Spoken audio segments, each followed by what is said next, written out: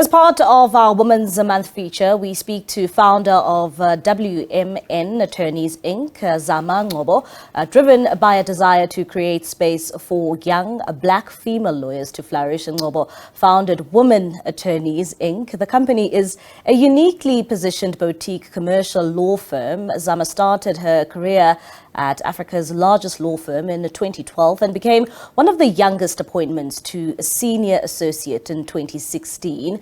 As an expert with over a decade of experience in construction and dispute resolution, Zama holds a master's degree in business law. She's also an international speaker, board member, published author and sought-after mentor.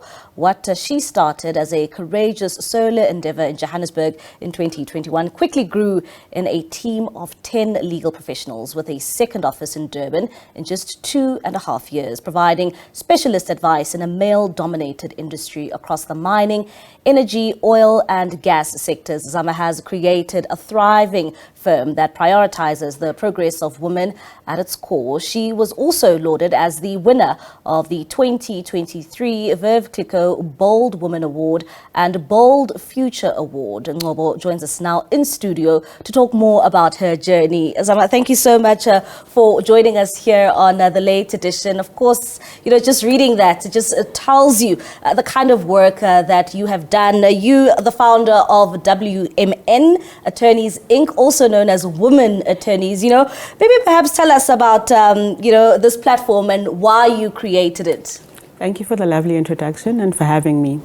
So, I started my career as Africa's largest law firm, as you heard, and I was placed in a construction team. And notwithstanding that the legal fraternity itself is untransformed, the construction industry is even worse. So I faced a lot of challenges surrounding unconscious biases, race and gender, this and that.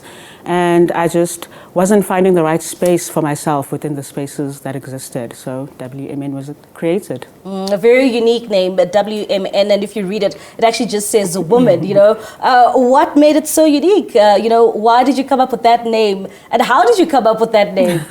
So there's a rule in the legal fraternity that you need to name your law firm after yourself or an initial or some variation of your name. So WMZ Ngcobo are my initials. If you drop the Z, it's WMN.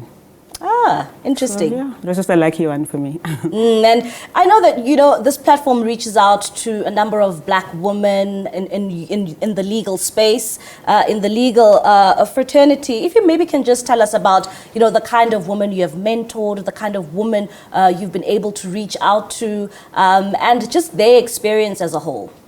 So I look for women who I share similarities with, people who are driven by the desire to make some change, just decent people who want to practice law in peace. So those are the kind of people that approach me and the people that I'm open to mentoring.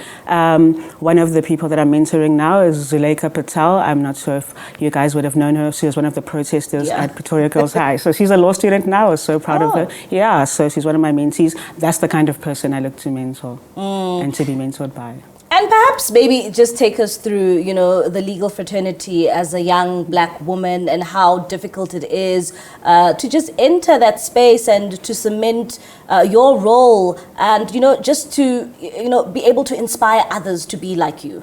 Yeah. So this year, the legal fraternity celebrated 100 years since the enactment of the Women's Legal Practice Act of 1923, which allowed women to become advocates and attorneys. And as we celebrate 100 years, you kind of start reflecting on how far we've come in those 100 years.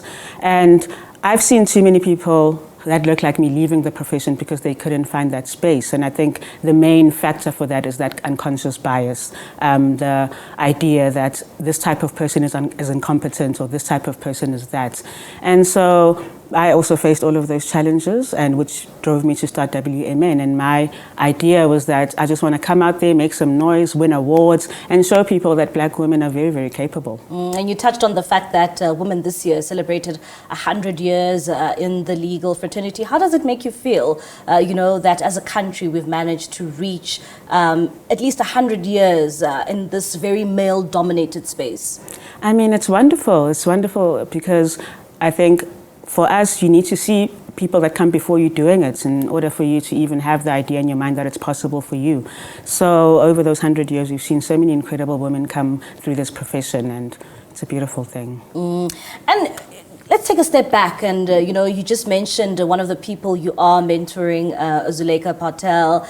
And, what does the mentoring program would look like, especially for young black females, who want to get into the legal space?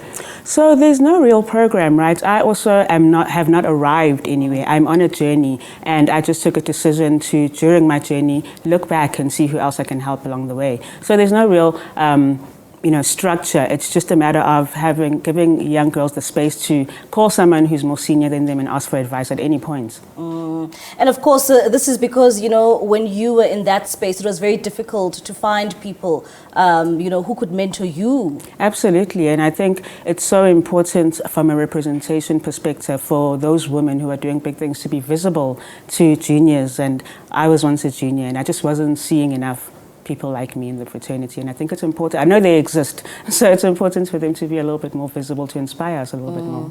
And as much as today we are, this year rather, celebrating 100 years of a woman in the legal fraternity, just tell us about overall, when it comes to transformation. Transformation is something that we talk about. Would you say that in the legal fraternity, it has somewhat moved, or it's still something that you would say is an uphill battle? Because we'd know that it is quite rather a very male-dominated space.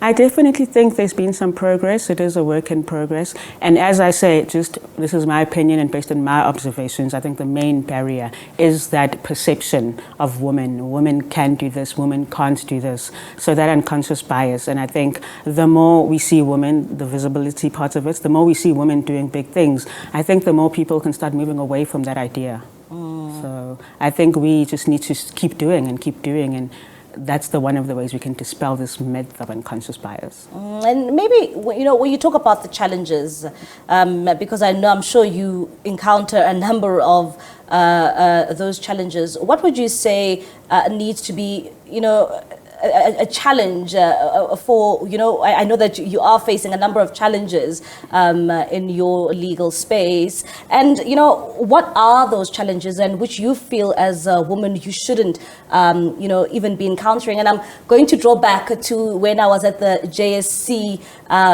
Commission and the interviews, and something that Justice Meyer said that the challenges even in the legal space and for judges as well was that women don't even have judges who are women don't even have things like a maternity leave, So what would you say are the challenges that you encounter on a daily basis, which shouldn't be there really?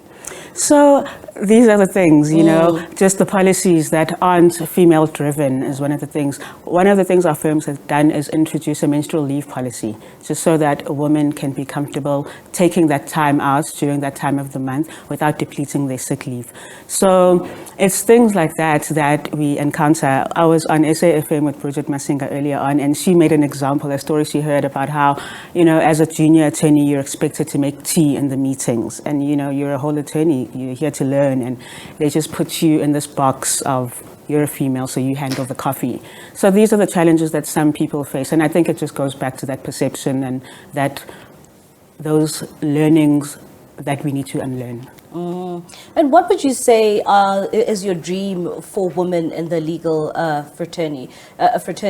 Because like you're saying that these are some of the challenges you've come across, and you seem to be moving towards that. But as we celebrate Women's Month, what is your dream for women in your legal field? So as I said, when I was a junior attorney, and I saw some women rising up the ranks, but at a certain level they would leave the fraternity, and I would wonder why.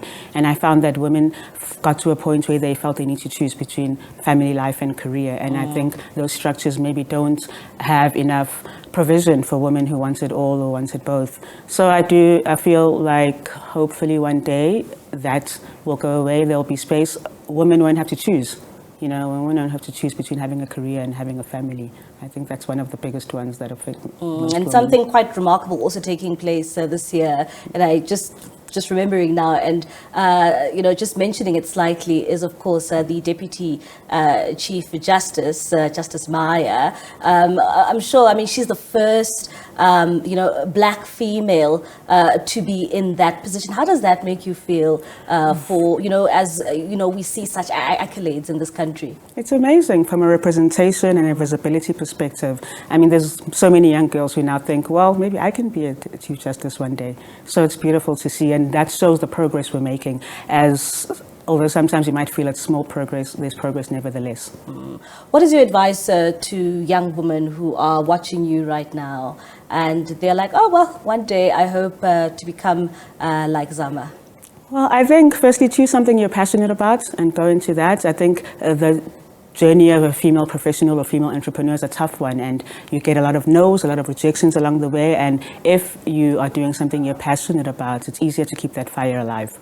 All right, Zama Ngcobo, thank you so much for your time and for coming in studio today. Thank you so much. All right, that is Zama Ngcobo, the founder of WMN Attorneys Inc. Just giving us a bit of insight there in terms of, Women's Month celebrations and what it means for the legal fraternity.